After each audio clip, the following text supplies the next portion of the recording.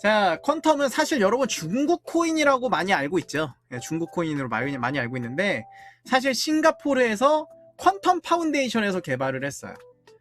여러분 생각해보면 사실 거의 다 대부분의 거의 중국 코인이라고 얘기하는 것들은 싱가포르에서 개발되는 것들이 굉장히 많아요. 싱가포르에서. 어떻게 보면 사실 중국 코인보다는 싱가포르 코인이라고 알고 있어야 되는데, 이제 그 패트릭 다이, 이 친구가 이제 중국인이다 보니까, 아무래도 중국 계열인이다 보니까 거기서 중국 코인으로 이렇게 사람들이 많이들 생각을 하고 계십니다. 만들어진 거는 싱가포르 퀀텀 파운데이션이다.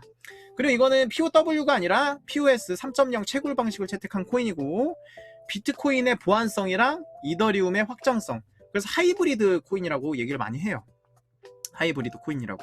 그래서 이 부분을 이제 많이들 얘기하는 게 항상 중국의 이더리움이다. 뭐 네오도 이런 얘기가 맨날 나와요. 중국의 이더다. 뭐 퀀텀이 중국의 이더다. 이오스가 중국의 이더다. 맨날 이런 얘기다. 맨날 이런 얘기들이 나와가지고 퀀텀이 사람들에게 많이 잘 알려져 있는 상황입니다. 그래서 사람들이 뭐 근본 코인 중에 근본이다라고 뭐 이런 식으로 얘기하는 사람들도 있어요. 퀀텀 진짜 좋아하시는 분들. 그래서 보면은 이제 패트릭 다이라는 사람이 있는데, 패트릭 다이가 한국 사람들을 굉장히 많이 신경을 씁니다. 카카오톡이라던가 텔레그램을 이용해서 뭐 포럼이라던가 커뮤니티 같은 경우를 많이 사용해가지고 한국 투자자들을 많이 격려하고 옹호를 해줘요. 지지를 많이 해주고, 그만큼 한국인들이 퀀텀에다 투자를 많이 하고 있다라는 반증이기도 합니다. 보면은 이렇게 생겼어요. 이렇게 생겼는데, 사실 이 패트릭 다이가 이름이 원래 스티븐 다이였습니다. 스티븐 다이였는데, 예전에 이제 스티븐 다이일 때 비트코인의 총 해시 파워가 무려 15%를 확보를 했었다. 그때 우지 않았던 좀 가려가지고 좀 살짝 보이지 않는 그 정도였지만, 전성기 때는 비트코인의 해시 파워가 15%를 차지했던 만큼 굉장히 유명했던 사람이었었어요. 근데 왜 스티븐 다이에서 패트릭 다이로 바꿨나요? 이런 얘기가 나온다면, 보시면 스티븐 다이가 당시 비트코인을 활용한 결제 시스템 비트베이를 개발자로 활동하고 있었어요. 비트베이에서 개발자로 활동하고 있었는데, 거기에서 무슨 사건이 터졌냐? 내부 고발로 인해서 비트베이가 사기다 라는 게 밝혀집니다. 이걸 통해서 많은 그 수익이라던가 차익을 얻었겠죠.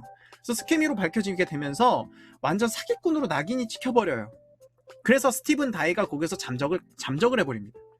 잠적을 해버려요. 그 다음부터 얘가 딱 나오면서 가지고 나온 게 뭐였냐면 바로 퀀텀이에요.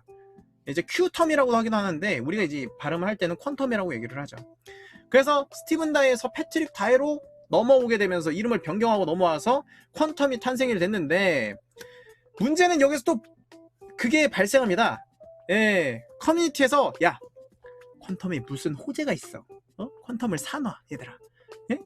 먼저 사전 정보를 얘기한 척하면서 사람들한테 커뮤니티에다 뿌려요. 그래놓고 나서 퀀텀을 뻥핑 시킵니다.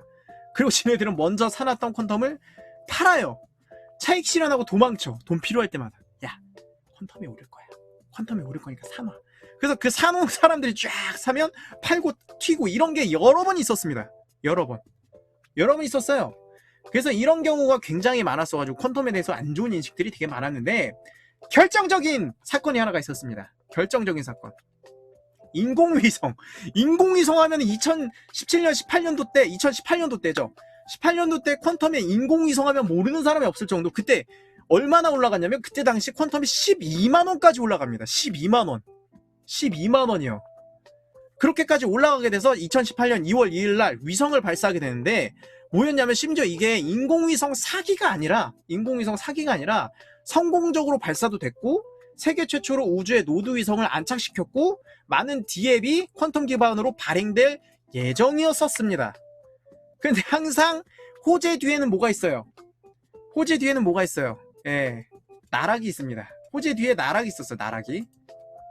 그래가지고 지금 그 상황 뒤에는 크게 떨어지고 나서, 2018년도 하락장 때 크게 떨어지고 나서 그 다음에는 계속 가격을 유지하다가 2021년도 불장 때 한번 크게 쫙 올라오죠. 그때 아마 3만원 비싸게 갔던 것 같아요. 3만원 비싸게까지 올라왔다가 다시 떨어져요. 근데 뭐 때문에 오르냐? 12월 달에 퀀텀이 다시 2만원을 회복한 사건이 있습니다. 그게 뭐였어요? 반감기. 1차 반감기였어요. 그럼 퀀텀이 나중에 다시 2차 반감기도 있고요. 3차 반감기도 있다고요.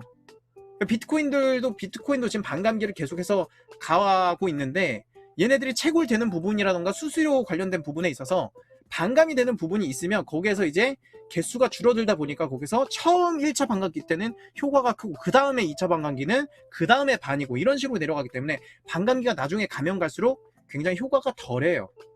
하지만 이제 1차 반감기를 작년에 12월 달에 했기 때문에 재작년이죠.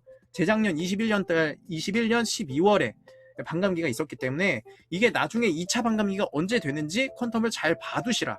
그리고 반감기가 있으면 가격이 또 오를 가능성이 굉장히 크니까 퀀텀이 2차 반감기가 나왔을 때를 기다리고 그때를 투자를 하시면 되지 않을까 라는 생각에 퀀텀에서 다른 것들은 없어요. 현재 뭐 하드포크라던가 메인넷이라던가 현재 이런 상황은 없는 상태입니다.